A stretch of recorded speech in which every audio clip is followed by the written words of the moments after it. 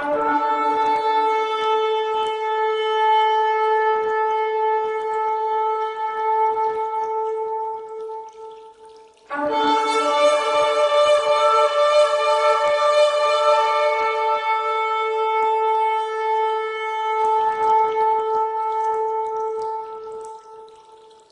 American Secretary of State, John Kerry, is to meet Palestinian President Mahmoud Abbas in Ramallah to try to revive peace talks with Israel. Well, the peace talks have been stalled for 3 years, and it's the 6th time Mr. Kerry has been to the region since March. Harry Alsop reports. John Kerry delayed his flight back to the States today. He wanted to meet Palestinian and Israeli negotiators one last time. Despite narrowing the gap between the sides, both Palestinian and Israeli leaders rejected his proposal yesterday. The Palestinians want the starting point for talks to be the 1967 ceasefire lines. Israeli Prime Minister Benjamin Netanyahu, under pressure from far-right and settler groups in his coalition, is refusing negotiations based on the 1967 borders. He wants Palestinians to enter talks unconditionally. Kerry came to Jordan, his 6th visit to the region since March, with the aim of reviving the stalled Israeli-Palestinian peace process. He thought he had won assurances and backing from both sides. First, he got the Arab League's endorsement. Israel needs to look hard at this initiative, which promises Israel peace with 22 Arab nations and 35 Muslim nations.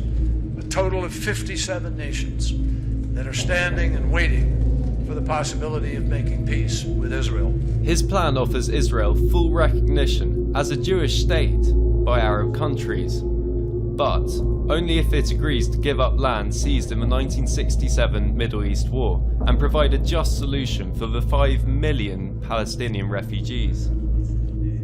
When this process started several months ago, there were very wide gaps, very significant gaps between the two sides. And I think Nasser would agree with me that through hard and deliberate, patient work, and most importantly, through quiet work, we have been able to narrow those gaps very significantly. Direct talks have been frozen since 2010, when Palestinian negotiators refused to continue talking whilst Israel built homes in the West Bank. Over 500,000 Jews live in settlements built on land annexed in the 1967 war, in contravention of international law, although Israel disputes this.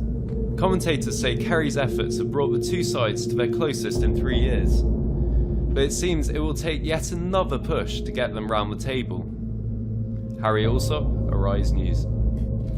U.S. Secretary of State John Kerry has announced that Israel and the Palestinians will restart direct final status negotiations. Kerry was speaking in Jordan after holding a series of meetings this week with senior Israeli and Palestinian officials. He stressed the process was still being finalized and that it will be better for the talks to be private to give them the best chance of success. Kerry confirmed that the chief Palestinian negotiator, Saeb Erekat, and his Israeli counterpart, Tzipi Livni, would travel to Washington in the next week or so to begin initial talks.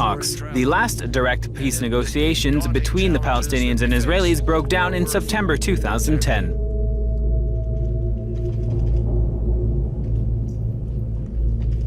Good evening, everybody. Thank you very much for your patience. I apologize. I am pleased to announce that we have reached an agreement that establishes a basis for resuming direct final status negotiations between the Palestinians and the Israelis. This is a significant and welcome step forward. The agreement is still in the process of being formalized. If everything goes as expected, Saeb Erekat and Tzipi Livni, Minister Livni, and Itzhak Molho will be joining me in Washington to begin initial talks within the next week or so.